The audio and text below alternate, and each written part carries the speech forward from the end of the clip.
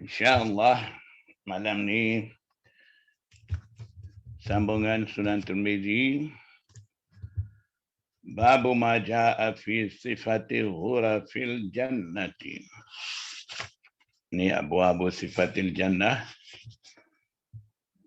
daripada bab besar sifatul jannah. Jadi bab ini pula bincang berkenaan dengan sifat ghuraf, jamak bagi ghurfah. Maksudnya kamar, bilik dalam syurga. حدثنا علي بن حجر قال أخبرنا علي بن مسهر عن عبد الرحمن بن إسحاق عن النعمان بن سعد عن علي رضي الله تعالى عنه قال قال رسول الله صلى الله عليه وسلم إن في الجنة لغرفا. Sesungguhnya dalam syurga tentunya ada bilik-bilik yura zuhuruha min butuniha, dapat dilihat bahagian luarnya daripada bahagian dalam, butunuha min zuhuriha, dan bahagian dalamnya dapat dilihat daripada bahagian luar. Faqama ilayhi ay ila nabiyyi a'rabiyyun. Maka seorang Arabi, Arab kampung, Arab Badawi, dia bangun kepada Rasulullah sallallahu alaihi wasallam. Faqala, Arab itu kata, yakni tanya, liman hiya ya Nabi Allah, milik siapa, untuk siapa? Liman al-lamu litamlik ataupun al-lamu lil ikhtisas, khusus untuk siapa bilik-bilik itu, wahai Nabi Allah, ataupun milik siapa bilik-bilik itu, wahai Nabi Allah. Qala, Nabi sallallahu alaihi wasallam bersabda, jawab kata, hiya liman atabal kalama. Bilik-bilik itu adalah bagi orang yang indahkan percakapan, cakap baik-baik dengan orang, bagi mereka wa ta'amat ta'ama, dan orang yang suka memberi makan, jamu makan, maksudnya kepada mereka yang memerlukan, fakir, miskin dan sebagainya.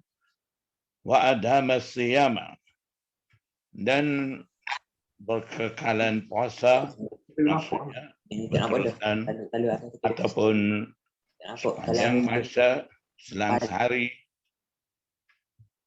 seminggu 2 kali, Isnin, Khamis, ataupun tiap-tiap bulan, Ayyamul Bid, 13, 14, 15 hari bulan, selalunya puasa. Wasalla billahi lillahi billaili wan nasu niyamun, dan semayang malam, semayang tahajud, semayang sunan nawafil pada waktu malam, di mana masa itu orang ramai sedang tidur nyenyak.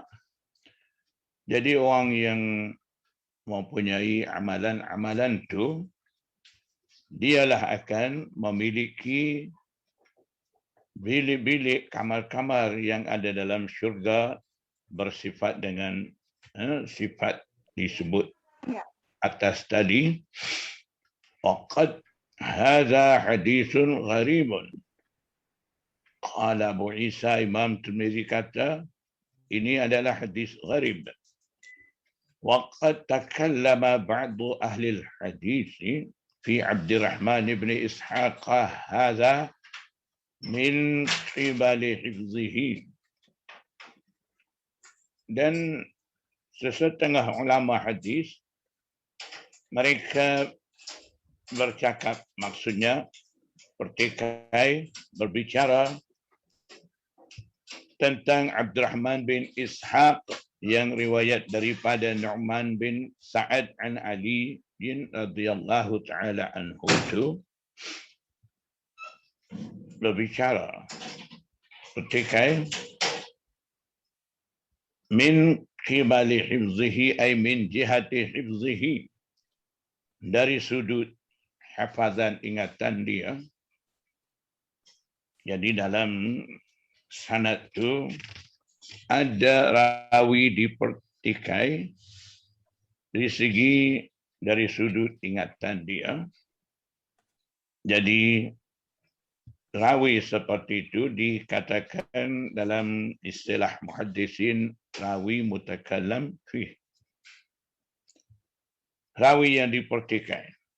Pertikai maksudnya sebahagian muhaddisin kata dia ni kurang ingatan. Ada pula sebahagian muhaddisin kata dia ni rawi ni Abdurrahman bin Ishaq ni bukan dia tu orang mempunyai kurang ingatan. Hanya orang anggap dia begitu. Pertikai begitu. Jadi di sisi sebahagian muhaddisin riwayat daripada dia tak berapa nak terima sebab ingatan dia ada masalah mengikut penerimaan mereka. Dan bagi muhaddisin yang kira dia ni bukan kurang ingatan, mungkin orang anggap begitu, orang kata begitu. Bagi mereka muhaddisin yang mempunyai pegangan begitu terhadap rawi Abdurrahman bin Ishaq itu, maknanya mereka akan terima riwayat daripada Abdurrahman bin Ishaq itu. Jadi keadaan seperti itu biasalah berlaku di kalangan imam-imam muhaddisin dan imam muhaddisin dengan rawi-rawi ini, termasuklah Imam Bukhari dan Imam Muslim juga. Jadi sedia maklum di dalam Sahih Bukhari dan Sahih Muslim ada rawi-rawi yang riwayat hadis-hadis sahih, Sahih Bukhari dan Sahih Muslim. Imam Bukharinya menerima riwayat dalam kitab Sahih Bukhari dia daripada 420 orang rawi, seramai 420 orang rawi. Dalam tu ada 80 orang rawinya rawi mutakallam fih. Imam Muslim pula menerima riwayat daripada rawi seramai 680 orang. Dalam tu ada rawi mutakallam fih ada 160 orang. Kalau rawi itu mutakallam fih dipertikai, kenapa Imam Bukhari, Imam Muslim terima riwayat mereka masuk dalam Sahih Bukhari, Sahih Muslim tu? Mungkin timbul iskal begitu. Jawapannya, seperti mana dah faham tadi, mutakallam fih ni ada setengah anggap dia kurang ingatan, setengah anggap tidak. Jadi bagi Imam Bukhari dan Imam Muslim, rawi-rawi itu mengikut kajian mereka dianggap tidak kurang ingatan. Mereka menerima begitu, ambil riwayat daripada mereka. Jadi biasa itu khilaf di kalangan muhaddisin dan juga khilaf di kalangan mujtahidin, ini biasa. Baik, Di sini kita perlu tahu satu perkara yang penting. Kalaulah rawi itu dikatakan rawi mutakallam fih, sama mana riwayat daripada dia tu nak terima, boleh terima ataupun tidak. Jadi biasanya Imam Bukhari pasal ni dah pun sebut pada awal pengajian Sunan Tirmizi.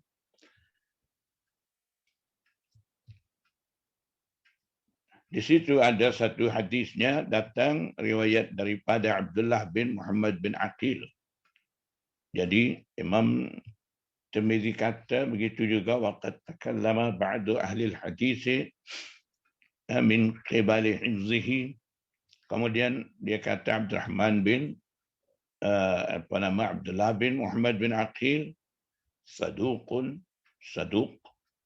maknanya qaul dan amal dia adil, siqah, dan Abdullah bin Muhammad bin Aqil itu tidak rawi muttaham bil kadzib, tidak dituduh berbohong, dan lafaz saduq itu 6 pada istilah-istilah ta'dil itu rawi daripada dikira saduq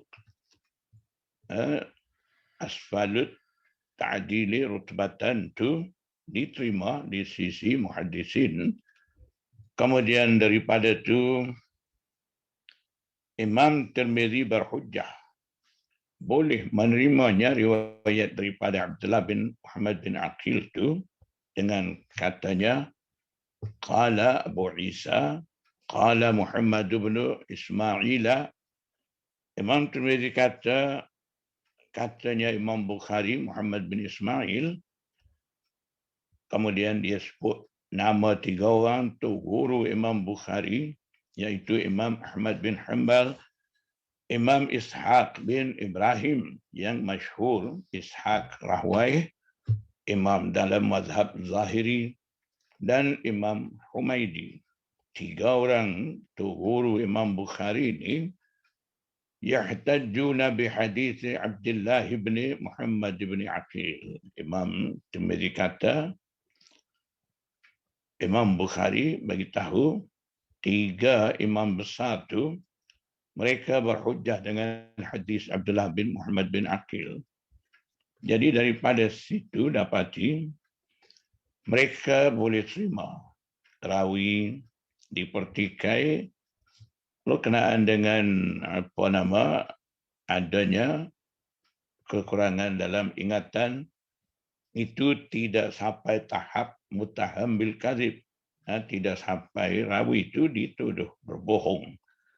Jadi riwayat daripada rawi seperti itu Imam Tirmizi terima, Imam Bukhari boleh terima, dan hujjah lagi 3 orang tugu dia pun terima juga, berhujjah juga dengan hadis daripada rawi seperti itu. Dan kata lagi Imam Bukhari, qala Muhammadun huwa muqaribul hadis. Imam Bukhari kata dia tu Abdullah bin Muhammad bin Aqil tu muqaribul hadis, yakni hadisun yuqaribu hadisa ghairihi. Hadis daripada, maksudnya hadis daripada rawi Abdullah bin Muhammad bin Aqil tu hampir dengan hadis datang riwayat daripada rawi yang lain. Yang lain maksudnya rawi siqah yang lain. Jadi itulah gambaran keputusan daripada imam-imam mu'tabar seperti Imam Bukhari, Imam Ahmad bin Hanbal, Imam Ishaq bin Ibrahim, Imam Humaidi, termasuklah Imam Bukhari. Mereka boleh terima.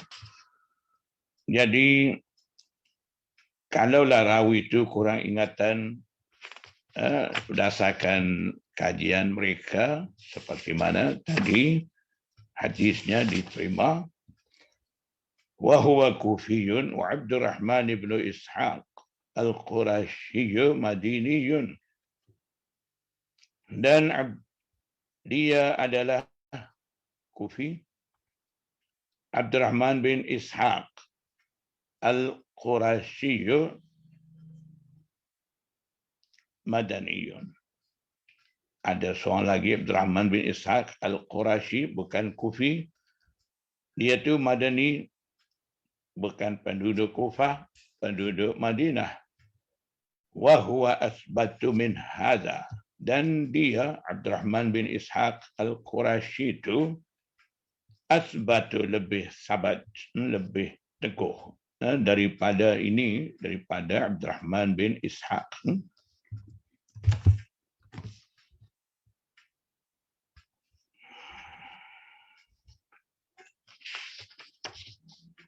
حدثنا محمد بن بشار حدثنا عبد العزيز بن عبد الصمد العمي عن أبي عمران الجوني عن أبي بكر بن عبد الله بن قيس عن أبيه عن النبي صلى الله عليه وسلم قال إن في الجنة جنتين من فضة. Riwayat daripada Abdullah bin Qais daripada Nabi sallallahu alaihi wasallam, beliau bersabda, sesungguhnya dalam syurga ada dua syurga, maksudnya dua mahligai dibuat daripada perak, aniyatuhuma wa ma fihima, dibuat daripada perak, bekas-bekas dan apa-apa yang ada di dalamnya, di dalam dua mahligai itu. Wa jannataini min zahabin, dan juga ada dua mahligai dibuat daripada emas, aniyatuhuma wa ma fiha, barangan yang ada dalam tu, bekas-bekas dan apa-apa barangan yang ada dalam kedua-dua mahligai itu dibuat juga daripada emas. Wa ma bainal qaumi wa baina yanzuru ila rabbihim, dan ruang di antara kaum dan di antara kaum, maksudnya mereka yang ada dalam syurga, dan di antara mereka boleh nampak, boleh melihat kepada Tuhan mereka. Maksudnya orang yang dah masuk dalam syurga ni, mereka akan dapat melihat Allah Subhanahu wa taala. Jadi jarak di antara mereka dan Allah Subhanahu wa taala ialah illa rida al-kibriyai. Tidak ada ruang di antara, jarak di antara kaum dan di antara yang mereka boleh melihat kepada Allah Subhanahu wa taala, melainkan rida kebesaran ala wajhihi, yang ada di atas dirinya, zatnya Allah Subhanahu wa taala. Rida maksudnya selendang. Jadi di sini tidak bermaksud makna zahir, selendang kebesaran ada di atas Allah Subhanahu wa taala, seolah-olah itu membawa maksud kepada tajsim. Allah mempunyai jisim, atas jisim Allah ada selendang kebesaran, tidak maksud begitu. Maksudnya di sini menghendaki kebesaran Allah Subhanahu wa taala, tidak mengambil maksud zahir,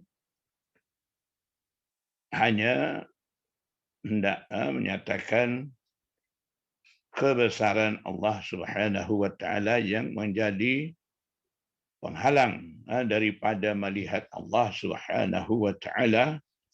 Kalaulah buka hijab tu, ahli syurga yang ada dalam syurga tu akan melihat Allah Subhanahu wa taala.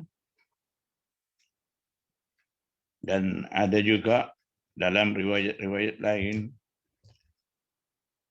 ahli syurga bila masuk syurga, mereka akan dapat melihat Allah Subhanahu wa taala. Jadi itulah maksud di sini. Fi jannati adnin.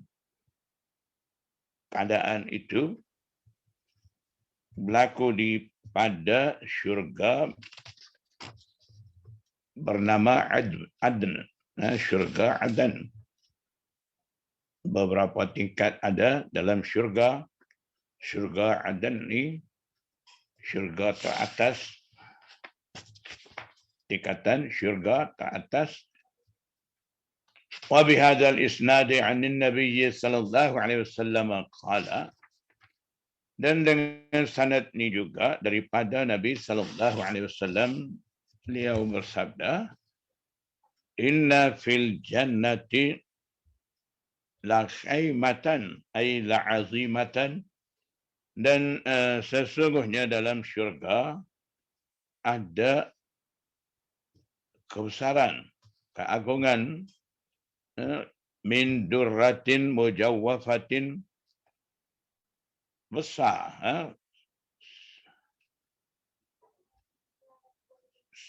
daripada durrah, mutiara.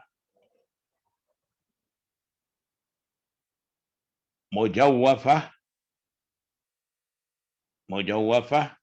maksudnya wasi'atul jawf, berlubang yang luas. Arduha situna mailan, dan lebarnya, dan dalam riwayat lain panjangnya juga sama, 60 batu. Maksudnya 60 batu persegi. Jadi begitu besar durrah tu, mutiara tu. Fi kulli zawiyatin minha, pada setiap sudut daripadanya, daripada mutiara tu, ada 60 batu persegi, ada sudut-sudut dia. Jadi satu-satu sudut ni, setiap sudut daripada durrah tu, mutiara tu, ahlun, terdapat ahli keluarga, la yarawnal akharina, mereka tidak dapat melihat yang lain.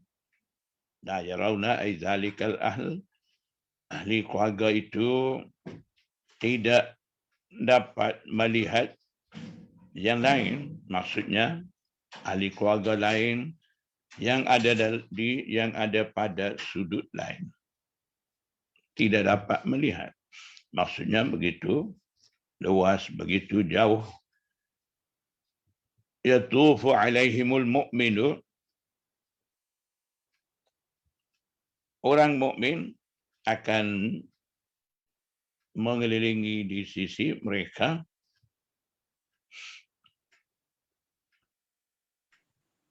Hadha hadithun sahihun wa Abu Imran al-Jawni ismuhu Abdul Malik ibn Habib Abu Bakr ibn Abi Musa.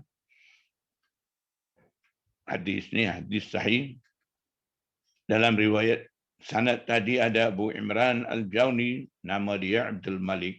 Ini satu kebiasaan Imam Tirmizi. Apabila rawi disebut dengan kunyah seperti Abu Imran, dia akan sebut nama dia. Kalau dah sebut nama, terkadang Imam Tirmizi bagi tahu kunyah dia supaya tidak tersilap. Kunyah yang sama dan nama yang sama, rawi yang dalam sanad tu tak mau bagi tukar dengan orang lain yang sama nama dengan rawi itu ataupun yang sama gelaran dengan rawi.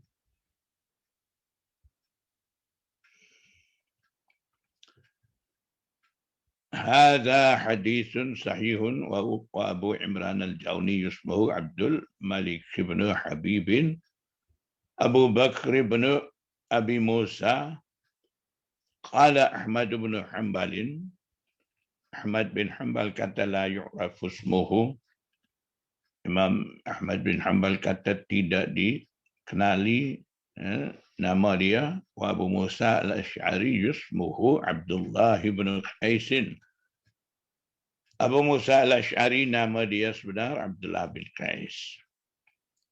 Babu ma jaa fi sifati darajatil jannati. Bab datang menceritakan berkenaan dengan sifat darajat-darajat dalam syurga.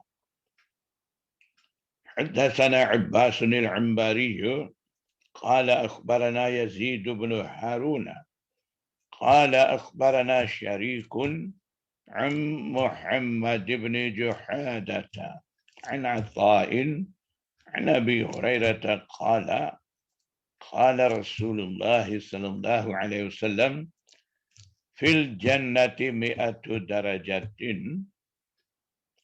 Riwayat daripada Abu Hurairah, Nabi sallallahu alaihi wasallam bersabda, dalam syurga ada 100 darajat. 100 tingkatan. Maksud 100 di sini al-kasrah. Nak menyatakan darajat dalam syurga ni banyak, begitu banyak.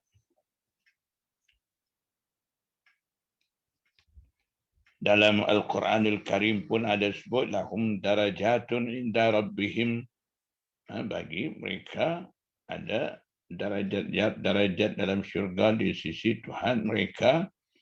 Jadi mengikut taat masing-masing, mengikut amalan masing-masing akan mempunyai darajat-darajat itu. Begitu juga dalam neraka pun ada tingkatan-tingkatan, akan kira mengikut kekuatan kufur mereka. Seperti mana ada disebut juga dalam Al-Quranul Karim, innal munafiqina fid darkil asfali minan nar. Bawah sekali. Munafiqin tingkatan bawah. Jadi syurga juga mempunyai banyak tingkatan. Dan dalam riwayat lain ada sebut dengan hafizul Quran, hari kiamat Allah Subhanahu wa taala setelah dimasukkan dalam neraka, Allah Subhanahu wa taala akan firman, bacalah Al-Quran, naik satu darajat bila baca satu ayat itu terus naik baca. Jadi ayat Qurannya ada beribu. Jadi naik darajat. Darajat maksudnya di sini tangga-tangga dalam syurga itu akan naik. Jadi itu menunjukkan banyaknya tingkatan dalam syurga itu. Maksud daripada 100 darajah itu ma baina kulli darajataini 100 amin. Ruang di antara setiap darajat itu, di antara setiap dua darajat itu ada perjalanan 100 tahun. Maknanya syurga ni begitu luas. Hadza haditsun hasanun gharibun. Haddatsana Qutaibah wa Ahmad bin Abdat al-Dabbi. قال أخبرنا عبد العزيز بن محمد عن زيد بن أسلم عن عطاء بن يسار عن معاذ بن جبل أن رسول الله صلى الله عليه وسلم قال riwayat daripada Muaz bin Jabal, sesungguhnya Nabi sallallahu alaihi wasallam bersabda, man sama ramadhana wa shalla salata wa hajjal baita, sesiapa puasa bulan Ramadan, sembahyang, mengerjakan haji Baitullah, la adri azakara zakata amla. Muaz bin Jabal kata, saya tidak tahu, tidak pasti sama ada Nabi sallallahu alaihi wasallam sebut juga zakat itu ataupun tidak sebut, itu tidak pasti. Illa kana haqqan 'ala Allah ay yaghfir lahu. Malaikat ada hak atas Allah Subhanahu wa taala. Ada hak, maksudnya ada perjanjian daripada Allah Subhanahu wa taala mengampuni baginya, bagi orang puasa, sembahyang, haji itu ada perjanjian daripada Allah Subhanahu wa taala akan ampun dosa dia. In hajara fi sabilillahi aw makatha bi ardihi allati wulida biha.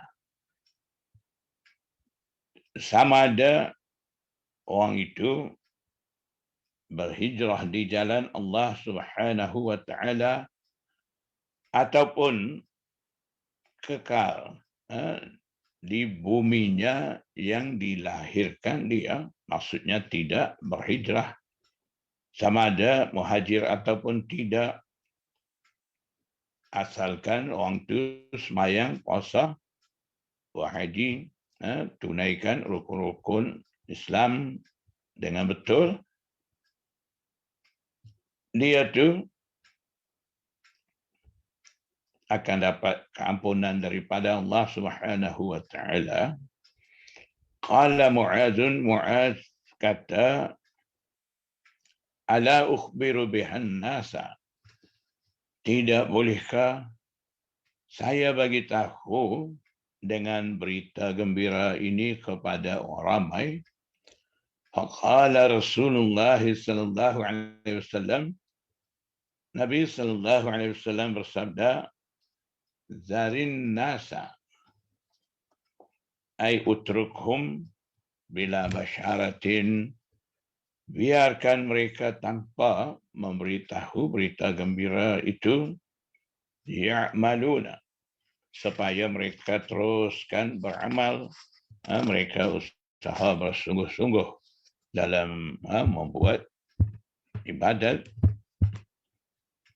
Takutnya kalau bagi tahu, mereka akan bergantung dengan itu dan akan kurang dalam amal ibadat dan akan berlaku kekurangan, kurang ambil berat tentang amalan-amalan yang lain. Jadi biarkan dulu.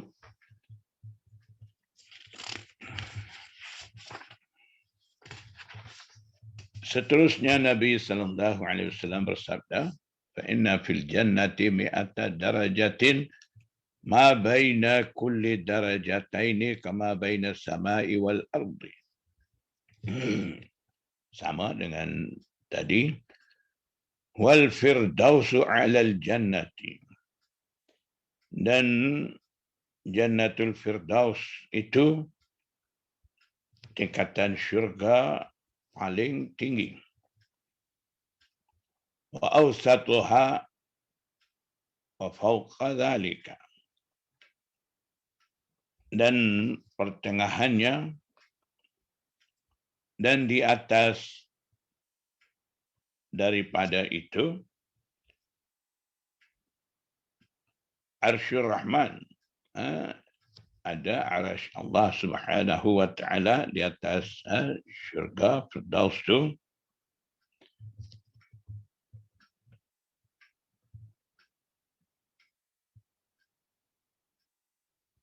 Awsatuha al-muradu bil awsati as-sa'ah.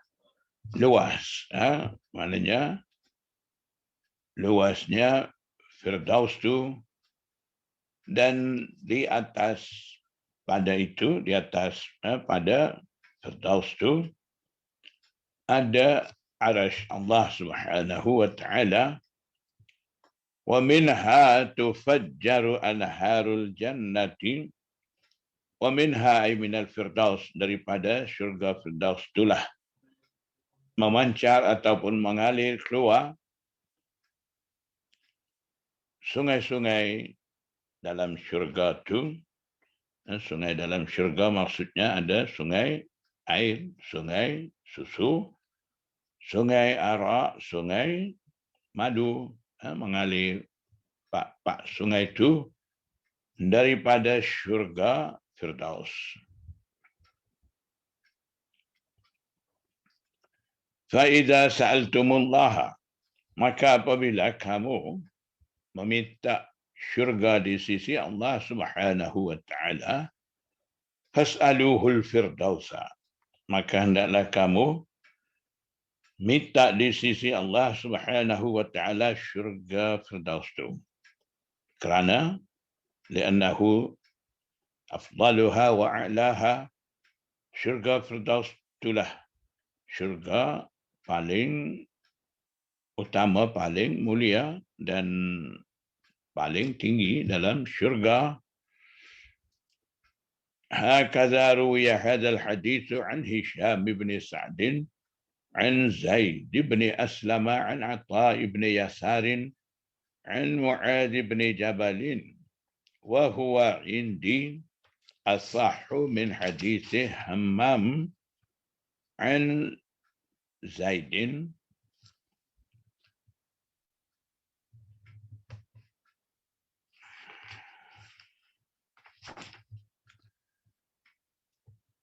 عن زيد بن أسلم عن عطاء بن يسار عن عبادة بن الصامت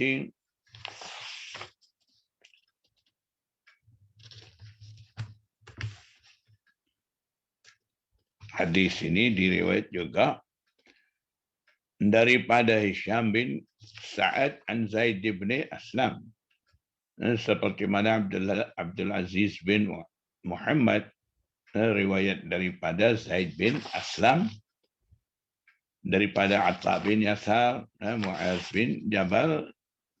Wahada, dan ini sanad ini di sisiku terlebih sahih daripada hadis datang riwayat daripada Hammam. Dia riwayat daripada Zaid bin Aslam daripada Atha bin Yasar tu, dan seterusnya riwayat daripada Ubadah bin Samit. Atha bin Yasar dalam sanad dulu daripada Mu'adz bin Jabal.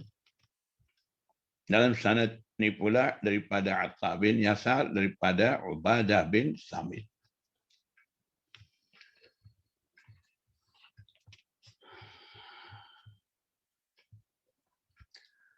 Wa Ata'un lam yudrik Mu'adz bin Jabalin,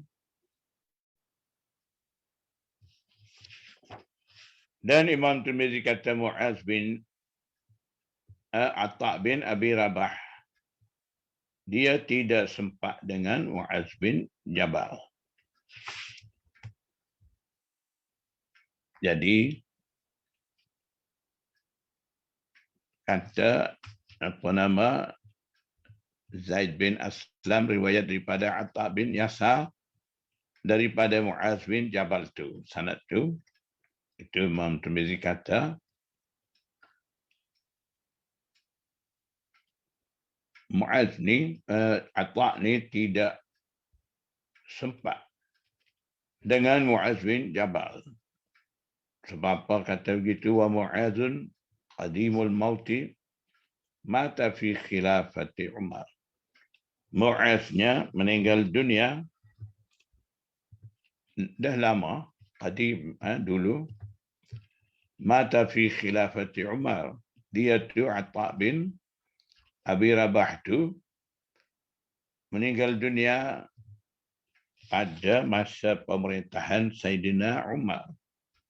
Maknanya tidak sempat. Yang Mu'az ni dah meninggal lama, dia ni baru meninggal di masa pemerintahan Saidina Umar.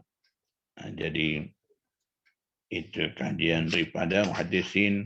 Mereka halusi rawi ni, menerima riwayat daripada rawi ni, betul ke tidak, ada jumpa ke tidak, semak balik tarikh wafat mereka, munasabah ke dia ni, menerima riwayat daripada dia. Maknanya mereka kaji halusi. Itu boleh kita faham dalam bidang asma'ur rijal tu. Haddatsana Abdullah bin Abdurrahman anba'ana Yazid bin Haruna akhbarana Hammamun an Zaid bin Aslama an Atta' ibn Yasar an Ubadah bin Samit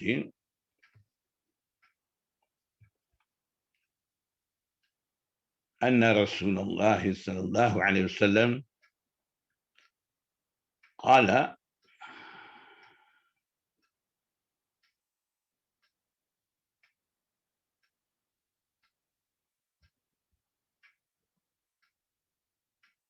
fil jannati mi'atu darajatin ma baina kulli darajataini kama baina samai wal ardi wal firdausu a'laha darajatan wa minha tufajjaru anharul jannatil arba'atu wa min fawqiha yakunul arsyu fa idza sa'altumullaha fas'alul firdaus. Hadisnya semakna dengan hadis tadi, cuma sanad berbeza.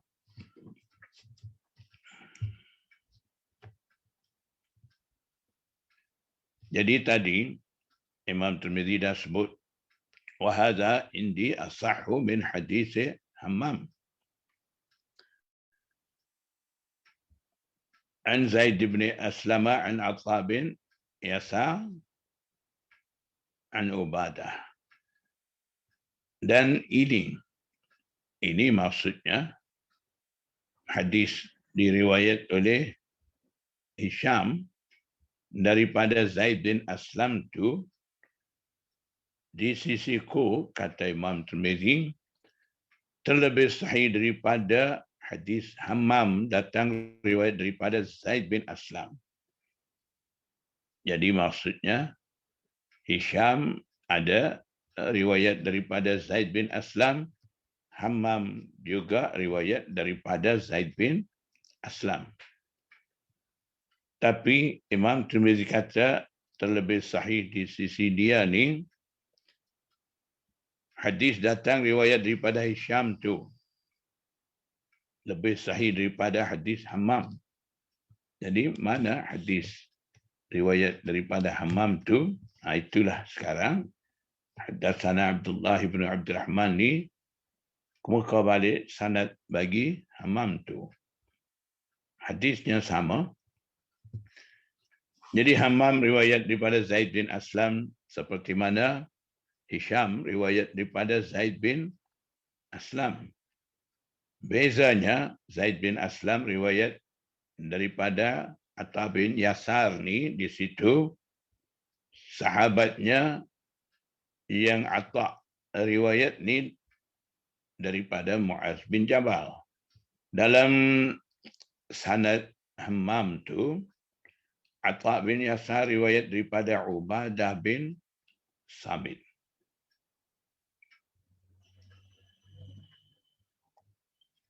Beza di situ sahabat.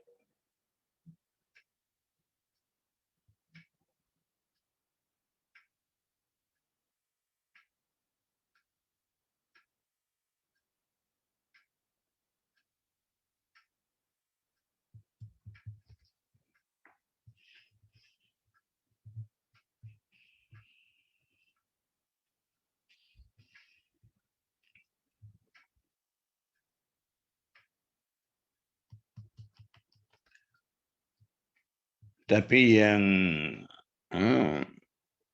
peliknya di sini, riwayat Hisham kiranya terlebih sahih di sisi Imam Tirmizi, terlebih sahih daripada hadis Hammam. Hadis Hammam ni Atta bin Yasar riwayat daripada Ubadah. Sanad Hisham tu Atta riwayat daripada Muaz bin Jabal.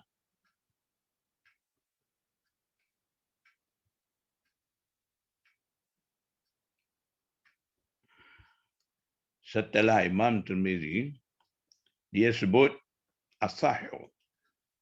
Hadis riwayat Hisham yang mana Atta bin Yasar riwayat daripada Muaz tu kata terlebih sahih daripada hadis Hammam. Kemudian dia sendiri cerita pula Atta ni tidak sempat dengan Muaz. Kalau begitu,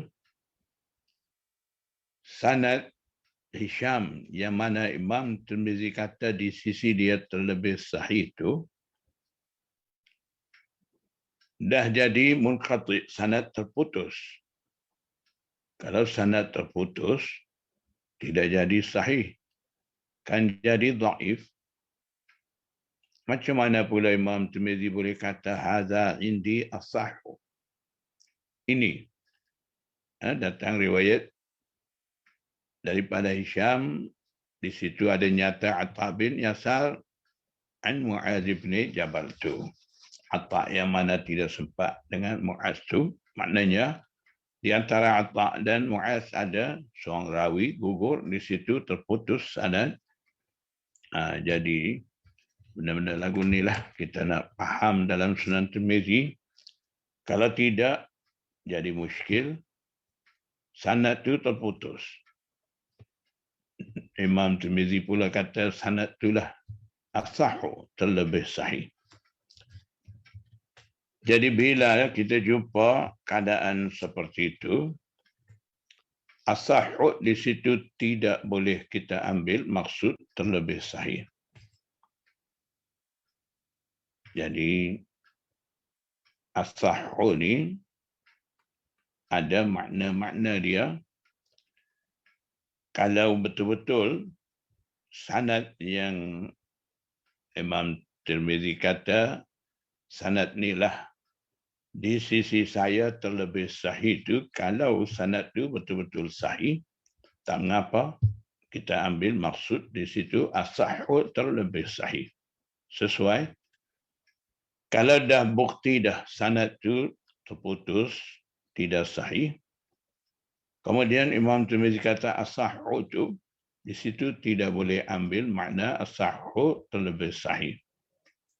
Di situ kena ambil makna aqallu du'fan ataupun ajwadu isnadan.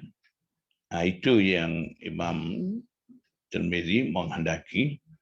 Jadi as-sahih ni mempunyai 2-3 makna. Pertama, terlebih sahih. Boleh. Sekiranya sanad yang Imam Tirmizi isyarat tu memang sahih. Kalau tidak, sanad tu terputus dhaif. Ketika tu maksud daripada as-sahihnya aqallu dhufan. Sanad terputus tadi kurang kedhaifan.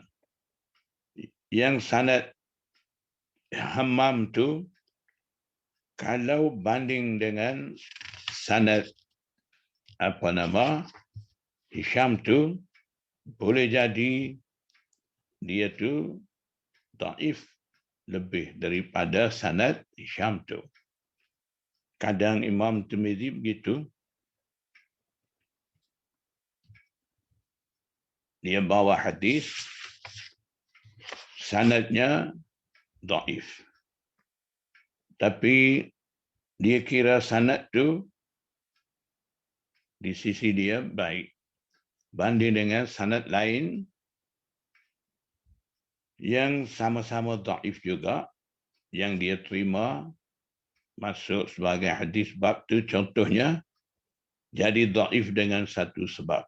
Seperti tadi terputus sanad yang dia isyarat kata lebih baik daripada sanad tu. Jadi mungkin sanad tu dhaifnya dalam tu mungkin lebih pada satu. Boleh jadi sanad terputus satu sebab jadi dhaif. Boleh jadi ada rawi pula, rawi dhaif di situ. Jadi satu sebab jadi dhaif. Jadi berbanding dengan hadis yang menjadi dhaif dengan satu sebab itu berbanding dengan dua sebab tadi yang jadi dhaif dengan satu sebab itu kiranya lebih baik, lebih rajih, kurang dhaif banding dengan dua dhaif tadi, aqallu du'fan ataupun ajwadu isnadan, sanadnya lebih bagus daripada ada sebab dhaif dua tu. Itu maksud daripada as-sahih tu. Jadi kita nak ambil maksud as-sahih tu, tengok kira betul-betul sanad-sanad tu betul-betul sahih ke ataupun ada dhaif pun Imam Tirmizi kata as-sahih juga. Tengok di situ betul-betul dan kita ambil makna yang sesuai dengan keadaan dalam bab tu, ambil makna daripada as-sahih tu, makna yang sesuai dengan keadaan sanad ada dalam bab tu.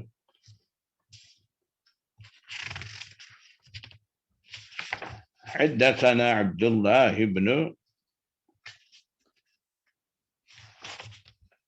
Haddatsana Ahmad ibn Mani'in qala akhbarana Yazid ibn Harun akhbarana Hammam an Zaid ibn Aslam nahwahu ay nahwa al-hadits al-mutaqaddam. Jadi tengok Imam Bukhari dan Imam Tirmizi di sini dia datangkan lagi satu sanad daripada Ahmad bin Mani.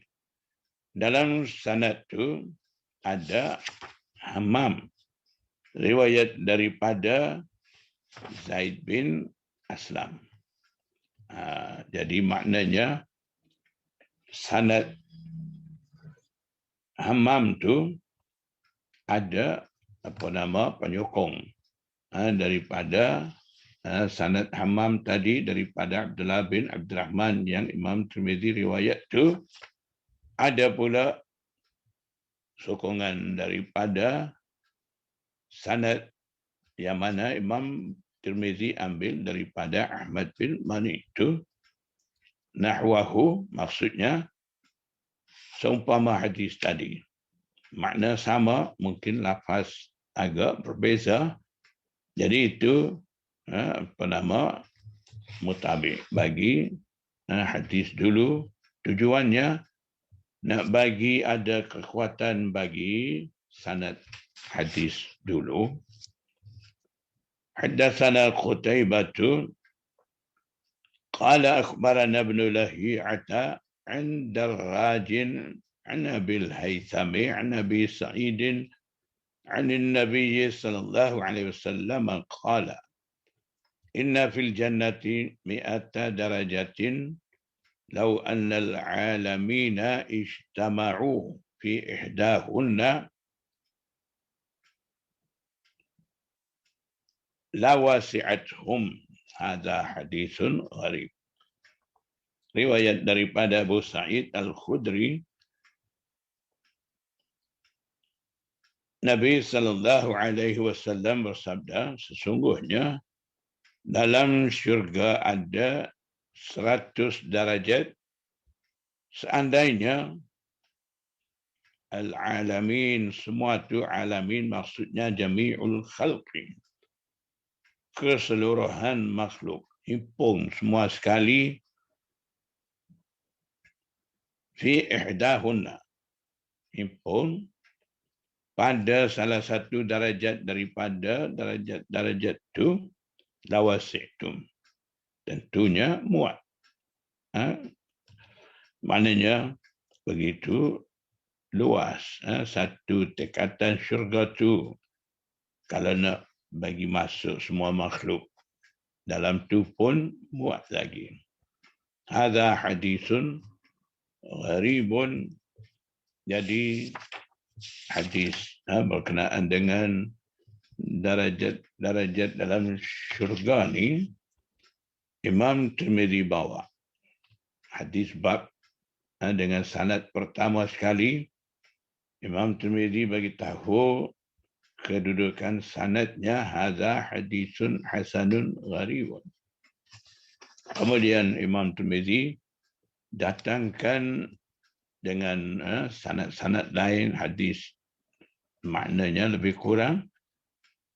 Jadi termasuk juga hadis yang datang daripada Ibnu Lahiyah, rawi dhaif. Jadi hadis-hadis tu datang dengan sanad-sanad tu bagaikan penyokong bagi sanad hadis bab tu. Jadi yang menjadi penyokong kepada sanad lain, terkadang hadis-hadis dhaif juga, dia boleh jadi mutabi' ataupun syahid. Kita tengok dalam darajat jarah ada 7 peringkat. Ada istilah-istilah setiap peringkat tu. Jadi istilah ada pada peringkat 1, 2, 3 seperti mana laisa bihujjatin, dhaifun, munkar. Itu semua ada pada peringkat 1 hingga 3. Jadi muhaddisin kata yang mempunyai rawi, yang mempunyai istilah-istilah jarah peringkat 1 sampai peringkat 3 tadi, boleh hadis-hadis datang dari riwayat daripada mereka tu boleh jadikan mutabi' ataupun syahid bagi sanad hadis lain. Jadi itulah cara Imam Tirmizi bawa ni, walaupun Abdullah bin Lahiyah rawi dhaif, kalau kira jarah ni dia ada pada darajat yang kedua, peringkat yang kedua. Jadi jadikan mutabi' bagi hadis bab di sini kiranya menepati dengan kaedah usul hadis tu.